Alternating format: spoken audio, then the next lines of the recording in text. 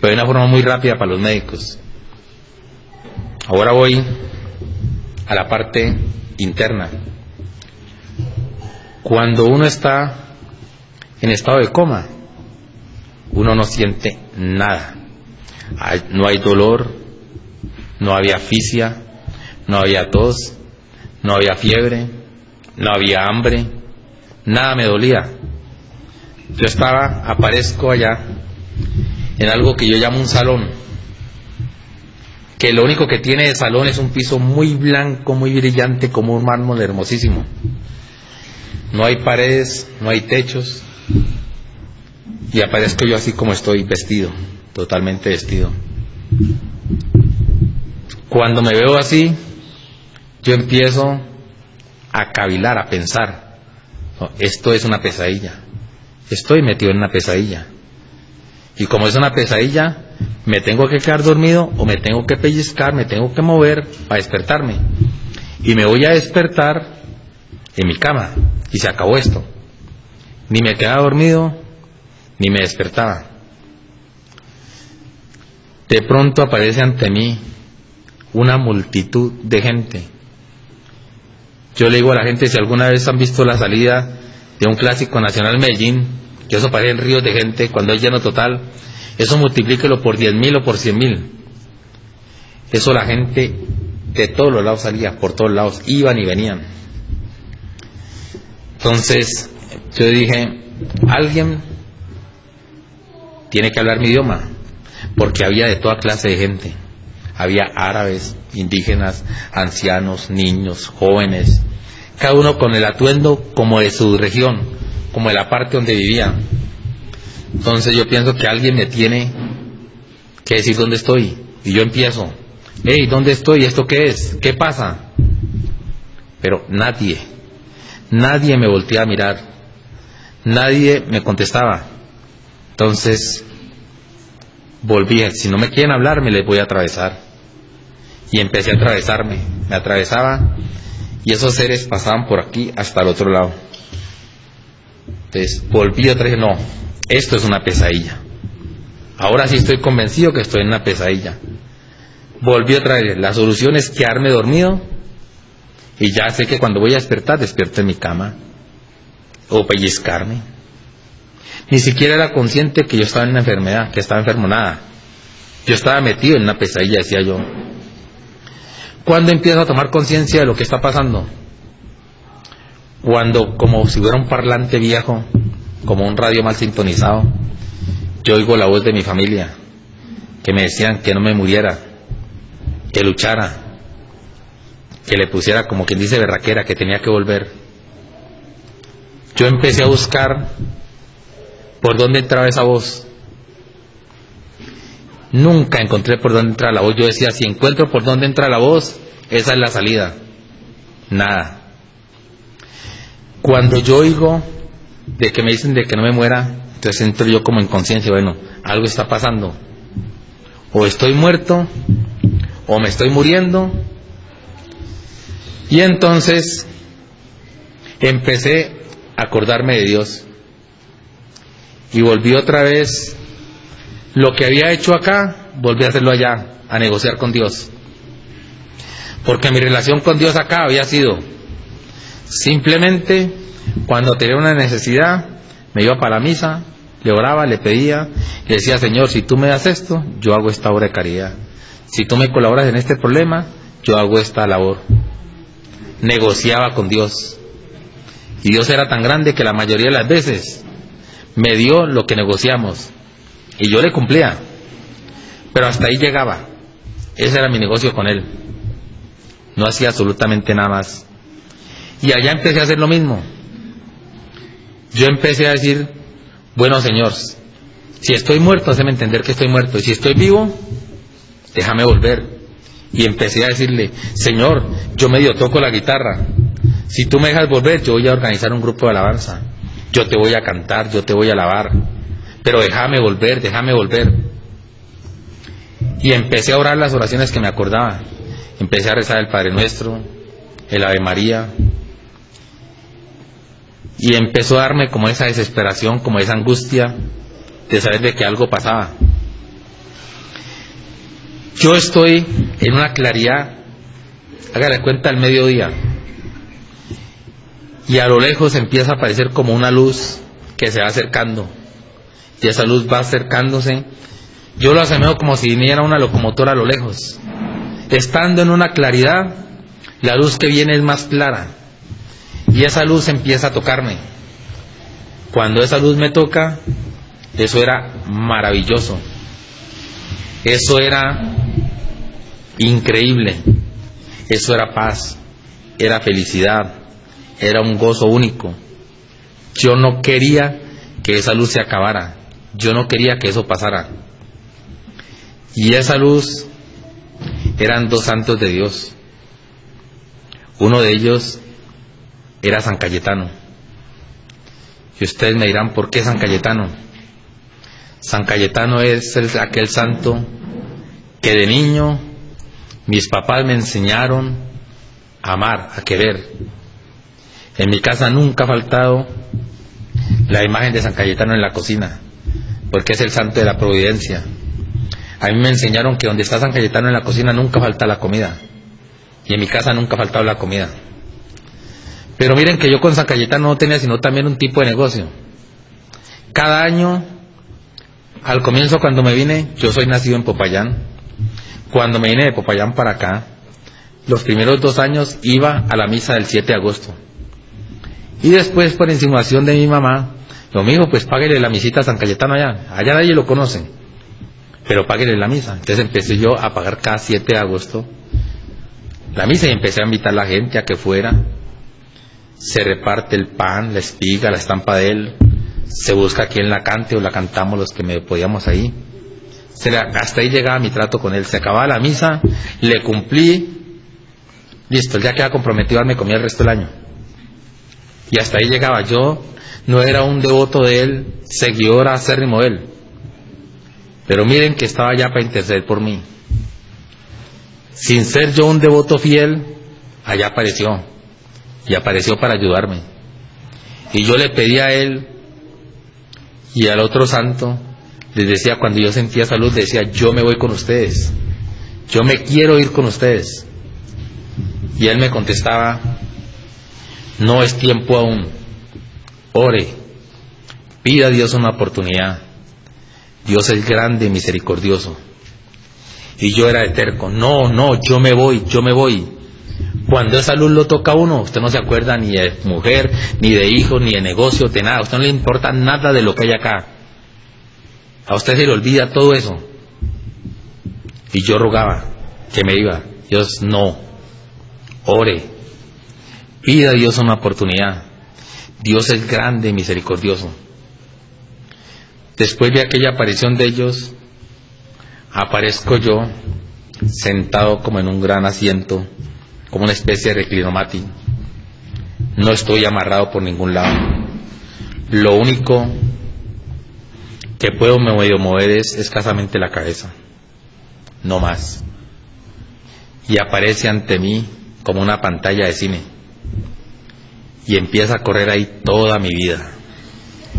Empieza a pasar todo lo que yo había hecho aproximadamente desde los 5, 6, 7 años.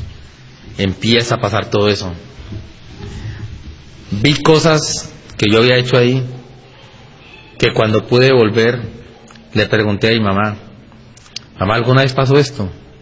Yo, sí, ¿usted por qué se acuerda de eso? Que yo lo vi allá. Era de etapas de mi niñez que yo no recordaba. Y empiezan a pasar, como les digo a ustedes, todas las etapas de mi vida, lo bueno y lo malo. A esta parte del testimonio yo le llamo el juicio. Eso es un juicio, porque cuando aparecían las cosas malas que yo había hecho, una voz como atrás mío me decía, a eso no ibas, a eso no te mandamos, ¿por qué hacías eso? Cuando esa voz me hablaba, yo les digo a ustedes, yo hubiera preferido que me cayera el edificio Coltejer encima, o que me cayeran 20 tractomulas encima. Y no era un dolor físico, a mí no me dolía el cuerpo, me dolía el alma, me dolía el corazón. Yo lo único que hacía era clamar y pedir perdón. Y aquella voz me decía: solo Dios perdona, solo Dios te puede perdonar. Les cuento que me juzgaron por todo. Ante Dios no hay mentira pequeña ni mentira grande. Lo que es mentira, es mentira. Cuando juré el nombre de Dios en vano, me dieron duro. Me hicieron retumbar. ¿Cuántas veces juré el nombre de Dios sabiendo que lo que estaba jurando era una falsedad? Simplemente por quedar bien. ¿Cuántas veces utilicé esta lengua para hablar mal del prójimo, o para calumniar, o para inventar o crear cosas que yo suponía que estaban pasando? Por eso me juzgaron.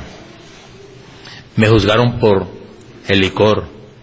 Yo nunca fui fumador, pero sí en una época me gustó mucho el licor. Y tomé. Y yo decía: es mi plata, yo me la gané, yo me la sudé, me estoy bebiendo mi plata. ¿Sabe qué me decían allá? Cuando me mostraban que yo bebía: ¿por qué atacabas ese templo que es tu cuerpo, donde reposa la esencia divina de la creación que eres tú? ¿Cuántas veces nosotros atacamos este cuerpo con tantas cosas?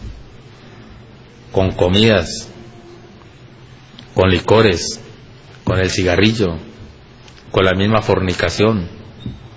Con tantas cosas agredimos este templo que nos es prestado para que podamos estar acá.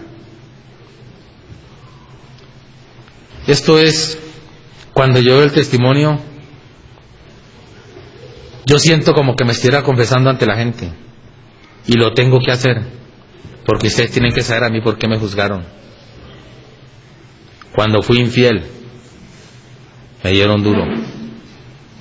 Cuando fui infiel, me decían: ¿por qué faltaste a ese juramento que hiciste ante ese altar, ante el Señor?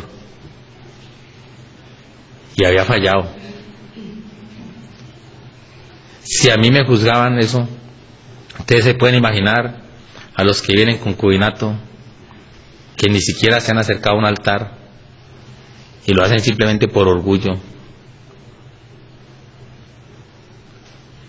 Eso es un estilo de fornicación.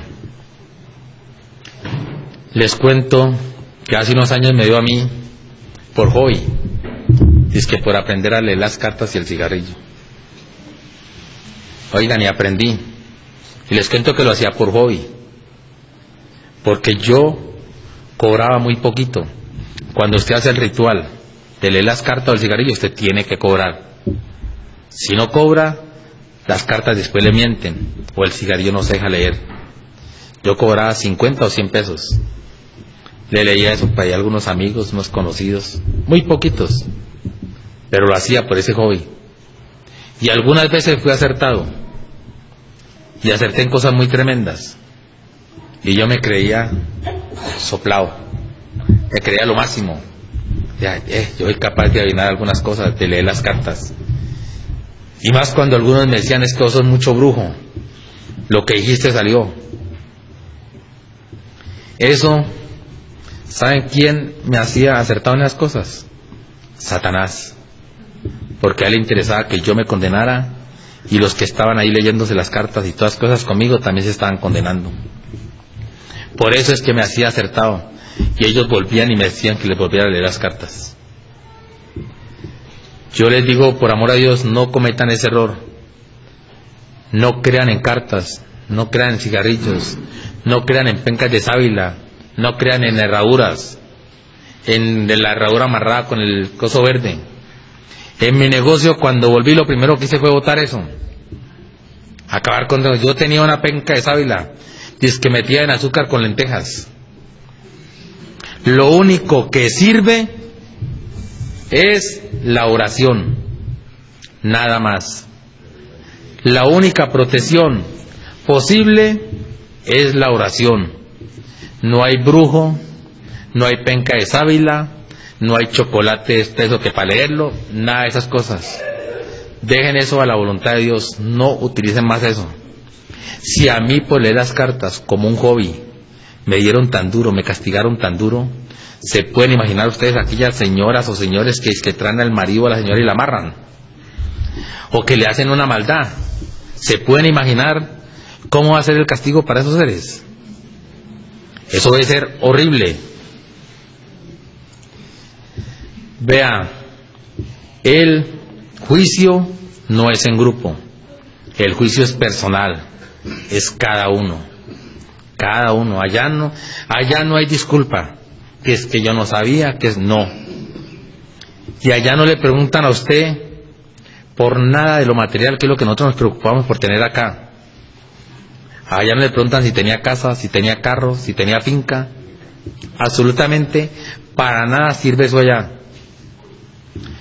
Imagínense que yo, en mi poca fe, de vez en cuando sí hacía mis obras de caridad. Yo decía, por si las moscas, por si algo puede pasar, yo estoy más o menos como preparándome por si algo me tiene en cuenta.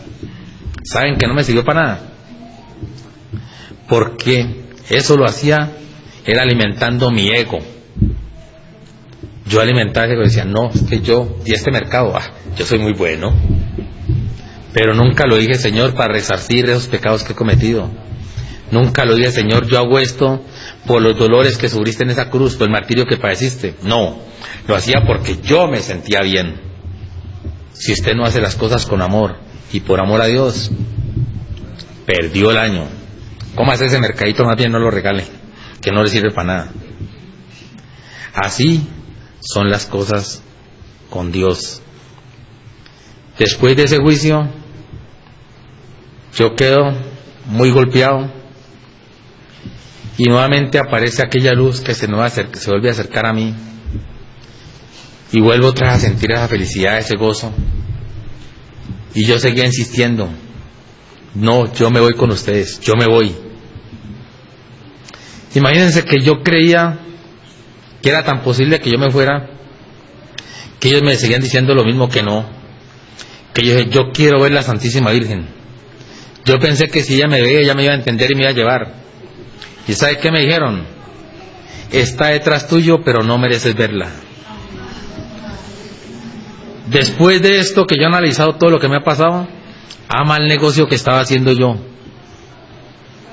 Como me dijo alguien por ahí, lo más seguro era que ibas para la pay la mocha. Y yo negociando quedarme allá. Esa es la oportunidad que Dios me dio. Me dicen aquellos seres, San Cayetano me dice, que Dios en su infinita misericordia se ha apiadado de mí, que tengo la oportunidad de volver, que voy a volver, pero que tengo tareas que cumplir. Una de las tareas es esto, contarle a la gente lo que yo vi, lo que yo viví, lo que me pasó.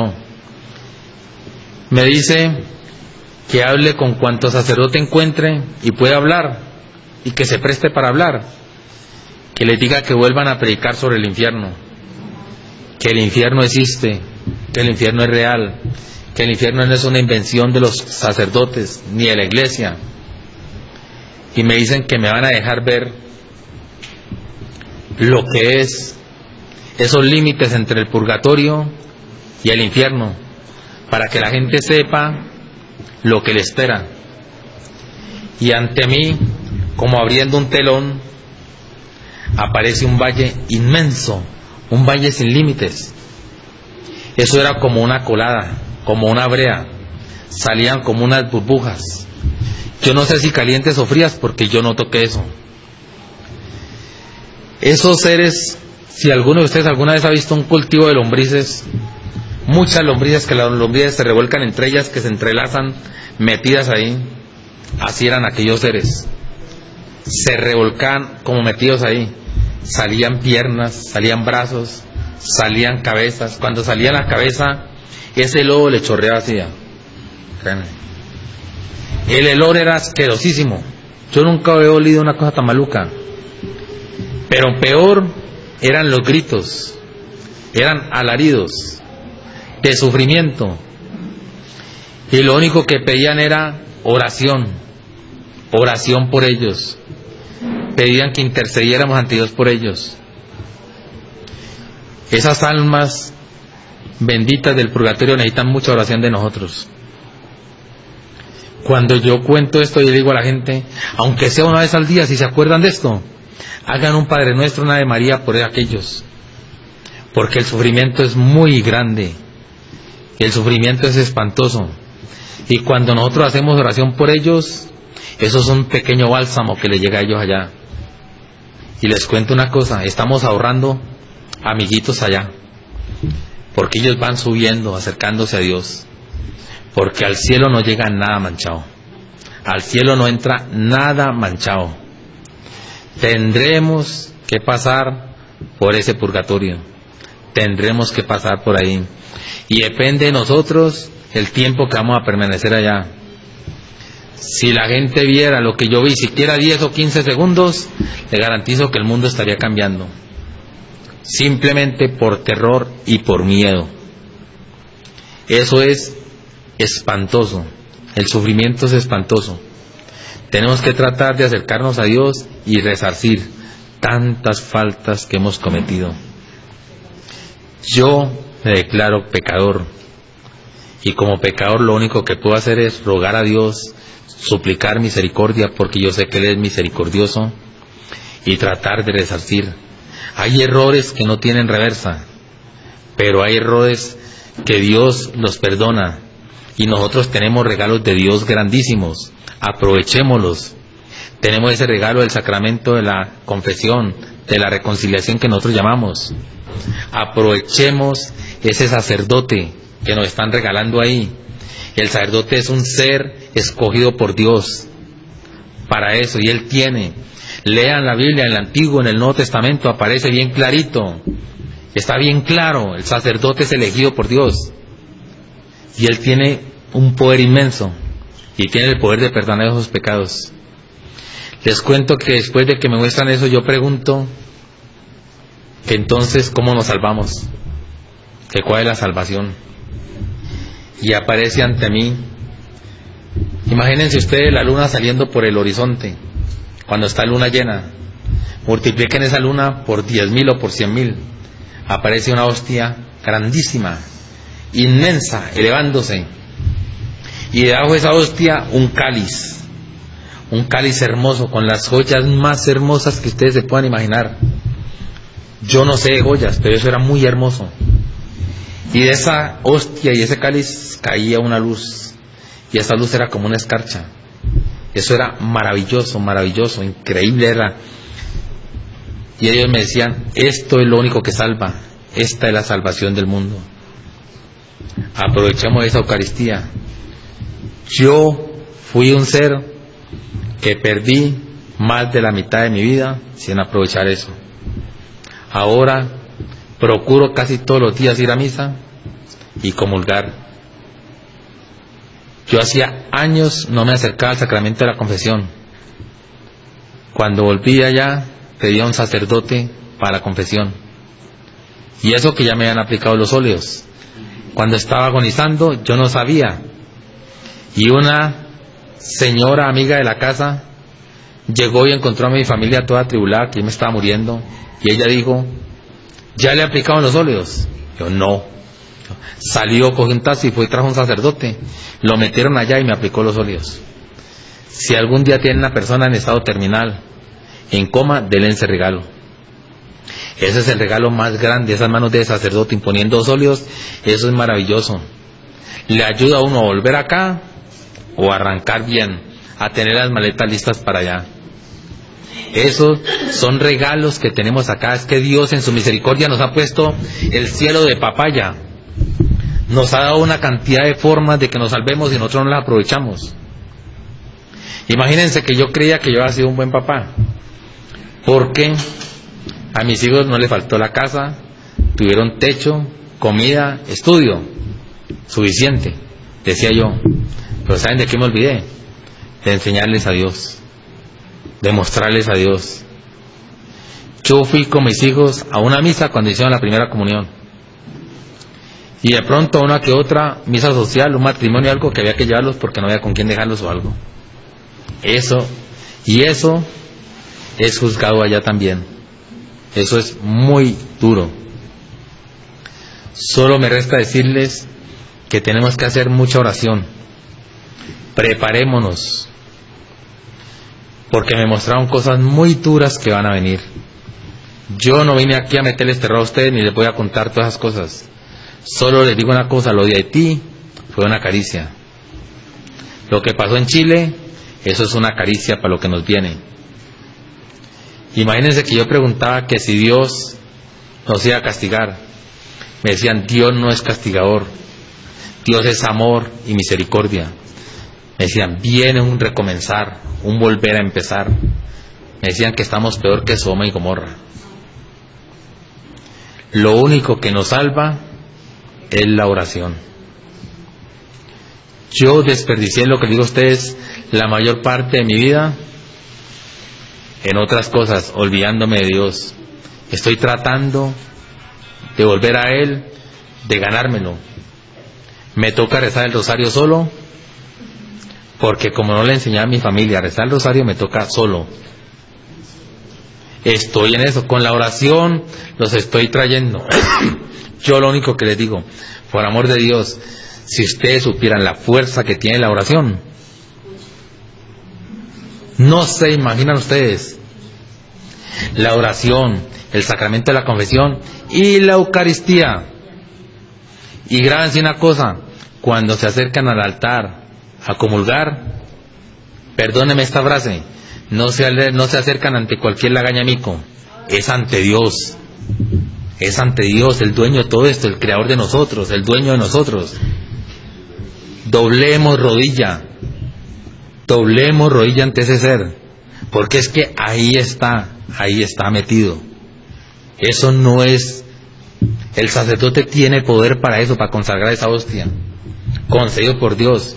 El sacerdote puede ser bueno, malo, regular, gordo, flaco, bonito, feo, pero ahí está Dios. Y si es malo y cometió errores, será juzgado y peor allá. Va a ser el juicio tremendo para ellos. Tenemos que orar mucho, mucho por esos sacerdotes. Si el sacerdote se daña, mucha culpa es de nosotros porque no rezamos por él, no oramos por ellos. Ese es mi testimonio, eso les quiero compartir. Si alguien tiene alguna pregunta y